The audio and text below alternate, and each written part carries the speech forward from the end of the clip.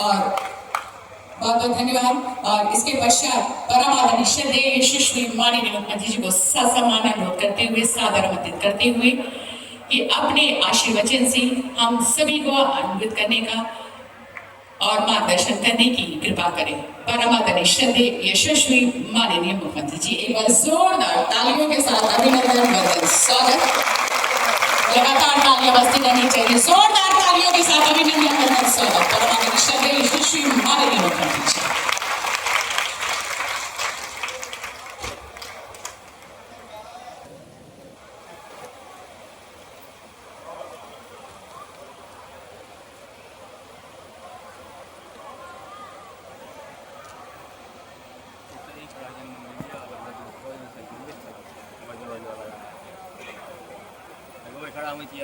भारत माता की, भारत माता की, भारत माता की, भगवान ऋषभ देव की, भगवान ऋषभ देव की, भगवान संभवनाथ की, भगवान संभवनाथ की।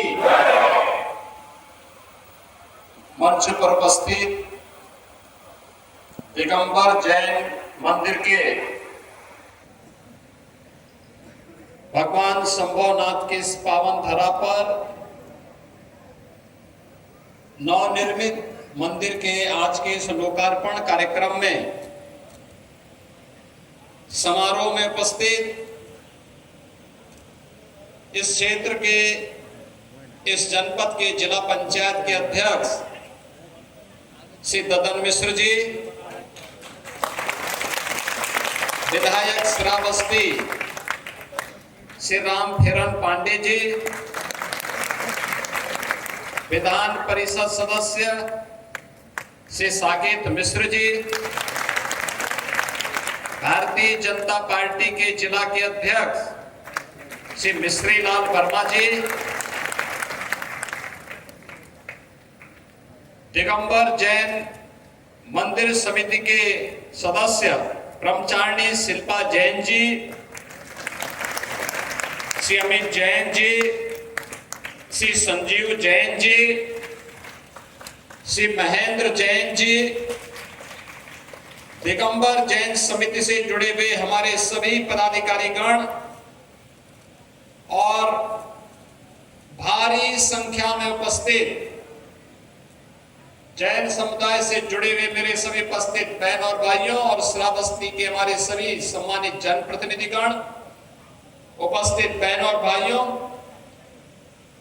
जगत जननी मां भगवती का पावन अनुष्ठान का पर्व शारदीय नवरात्रि के आयोजन के अवसर पर मुझे भगवान संभवनाथ की इस पावन धरा पर श्रावस्ती में आने का अवसर प्राप्त हुआ है।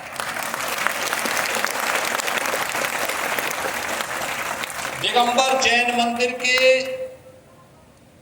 इस भव्य उद्घाटन कार्यक्रम में भागीदार बनकर के मैं अपने आप को सौभाग्यशाली मानता हूं। मैं इस अवसर पर समिति के सभी पदाधिकारियों के प्रति हृदय से आभार व्यक्त करते हुए भगवान ऋषभ देव से चली और भगवान महावीर तक के 24 जी दैन तीर्थंकरों की इस पावन परंपरा को कोटि कोटि नमन करते हुए आप सबका मैं हृदय से अभिनंदन करता हूं। बहनों और भाइयों, ये भारत की ही धरती पे संभव है। अयोध्या के पहले राजा भगवान ऋषभ देव हुए।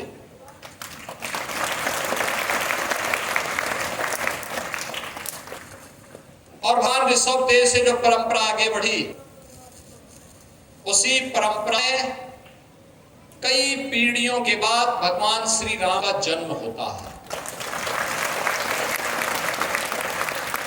उसी परंपरा में गंगा मैया को धरती पर लाने वाले महाराज भगीरथ भी पैदा होते हैं।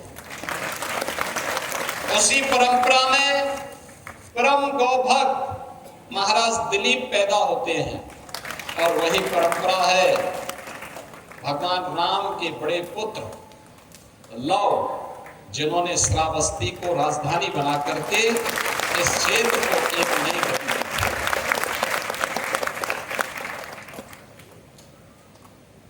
आप अनुमान करिए, उत्तर प्रदेश की धरती इस मामले में सौभाग्यशाली है कि 24 पावन तीर्थंकरों में 16 हमारे उत्तर प्रदेश में अवतरित हुए। हमारी अयोध्या,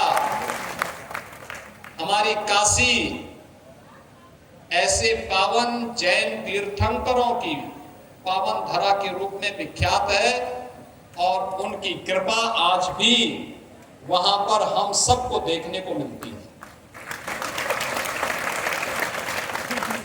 मैं गत वर्ष अयोध्या में भगवान ऋषभ देव के पावन मंदिर पे गया था। माता ज्ञानवती जी से वहां पर मुझे दर्शन करने का सौभाग्य प्राप्त हुआ था और मुझे बहुत अच्छा लगा था। कितनी कठिन साधना है, तप है, संयम है और उस संयम और तप से उपजी हुई सिद्धि पर आधारित है जैन परंपरा।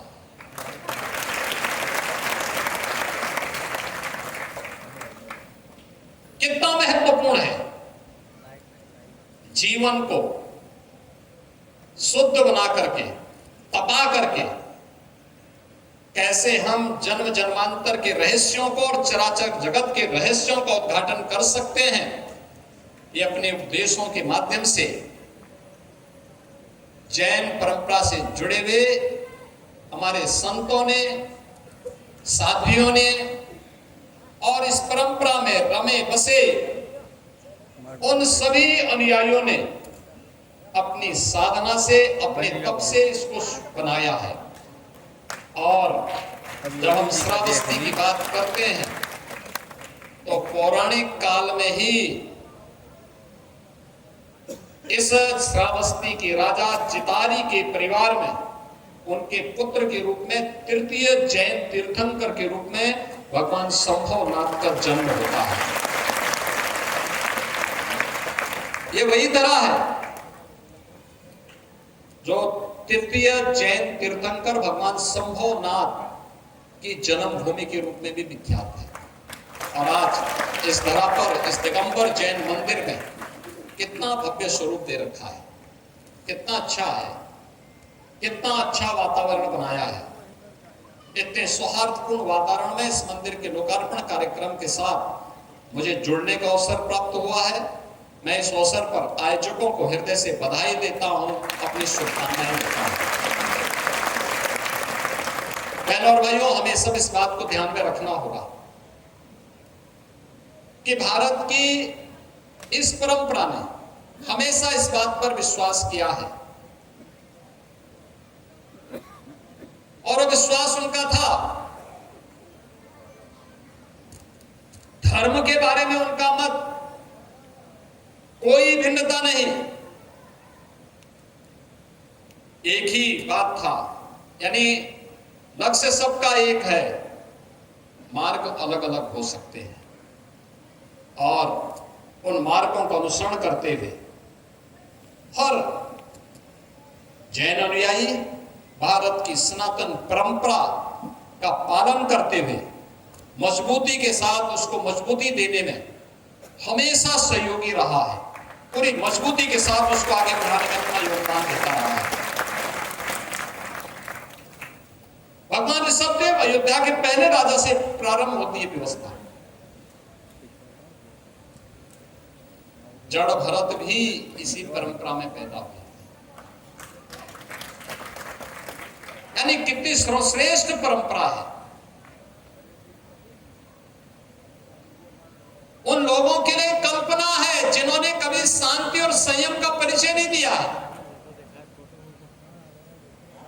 जिन लोगों के पास थोड़ा सा वैभव आया नहीं, ये उनकी गर्मी सामने आने लगती है और लोगों की शांति को छीनने का प्रयास करते हैं।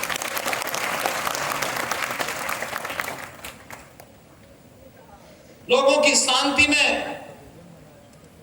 उत्सव के माहौल में, उत्साह और उमंग के माहौल में व्यवधान पैदा करके पूरी व्यवस्था को कैद कर देना चाहते हैं। लेकिन हमारे यहां तो भगवान राम हो या कृष्ण, इनका तो उद्देश्य हमारे लिए एक ही है। भगवान राम ने भी इस बात को कहा था, जब राक्षसों का आतंक धरती पर छा रहा था, उस समय भी उन्होंने एक संकल्प लिया था और उस समय उन्होंने जो घोषणा की थी, ऋषि परंपरा को, संतों की परंपरा को अभय देते हुए, निस्सरहीन करो मैं भुज उठाए प्रण की, यानी मैं अपनी भुजाओं को उठा करके प्रण करता हूं कि इस धरती को राक्षस विहीन कर दूंगा। भगवान कृष्ण ने भी एक बात कही थी, उन्होंने कहा था परित्राणाय साधूनाम विनाशाय च दुष्कृताम। उन्होंने कहा था हर धर्मात्मा व्यक्ति को, हर सज्जन पुरुष को, हर व्यक्ति को सज्जन शक्ति का संरक्षण करना होगा और दुर्जन शक्ति को समाप्त करना होगा, तब सृष्टि की व्यवस्था बढ़ेगी, आगे चलेगी। सज्जन शक्ति यही शक्ति है जो धर्म के पथ का अनुसरण करके, महापुरुषों की वाणी का अनुसरण करके, लोक कल्याण के पथ पर अपने आप को अग्रसर करके लगातार कार्य कर रहा है। और दुर्जन शक्ति वह जो दोषों को चैन से नहीं बैठने देती, सबका हड़पना चाहती है, लोगों पर अत्याचार करना चाहती है, शोषण करना चाहती है।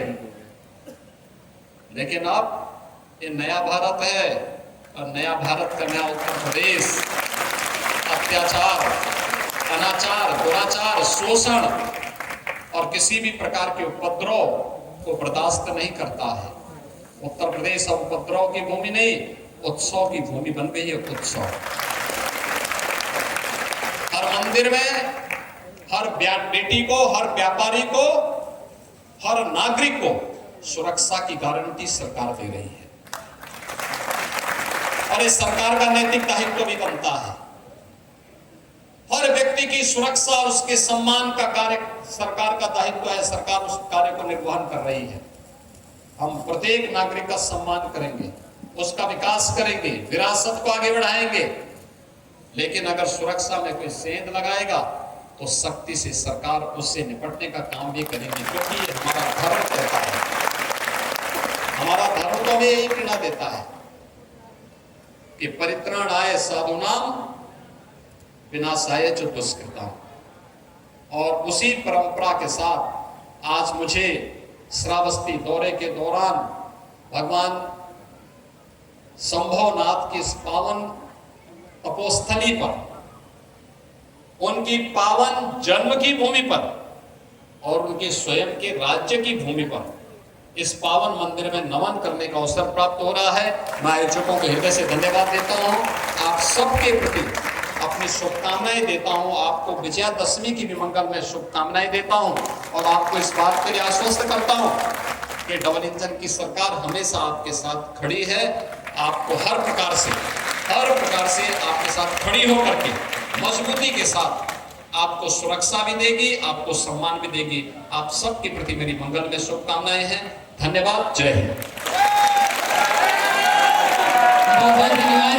अपने आशीर्वचन से हम सभी को आगे कर रहे थे परमादनिष्ठ यशस्वी माननीय मुख्यमंत्री जी। बस जोरदार तालियों के साथ अभिनंदन बंदन स्वागत। अपने कीमती पलों को हम सभी को देने के लिए आपने स्वीकार किया है। दिल की गहराइयों से जनपद श्रावस्ती आपका आभार प्रकट करती है कि भविष्य में आपका प्यार भरा साथ इसी तरह से जनपद निवासियों को प्राप्त होता रहेगा।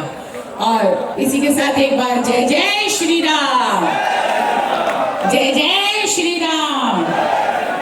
और साथ ही साथ एक बार पुनः समस्त माननीय गणमान्य अतिथिगणों का आभार प्रकट करते हुए हमारे सभी श्री दिगंबर जैन श्रावस्ती तीर्थ क्षेत्र कमेटी के सभी सम्मानित पदाधिकारियों का, सहयोगियों का, जनप्रतिनिधिगणों का, आप सभी का आभार प्रकट करते हुए हमारे जनपद निवासियों का और सबसे ज्यादा हमारे प्रशासन से जुड़े हुए सभी सम्मानित अधिकारियों का आभार प्रकट करते हुए पुलिस प्रशासन से जुड़े हुए सभी सम्मानित अधिकारियों का, पुलिसकर्मी भाई बहनों का और हमारे जनपद निवासियों का, सभी दर्शकों का और श्रोताओं का और हमारे विभिन्न इलेक्ट्रॉनिक और प्रिंट मीडिया से पधारे सभी सम्मानित पत्रकार बंधुओं का, छायाकार बंधुओं का एक बार दिल की गहराइयों से आभार प्रकट करते हुए कि आपका सहयोग हमारे कार्यक्रम की सफलता और इसी के साथ आगामी विजयदशमी दीपावली नववर्ष की ढेरों ढेरों बधाई शुभकामनाओं के साथ मैं डॉक्टर रीता सहगल वसुंधरा आपसे विदा लेती हूँ, ये कहते हुए कि आप सभी स्वस्थ रहिए, व्यस्त रहिए और इसी के साथ धन्यवाद, नमस्कार, अपना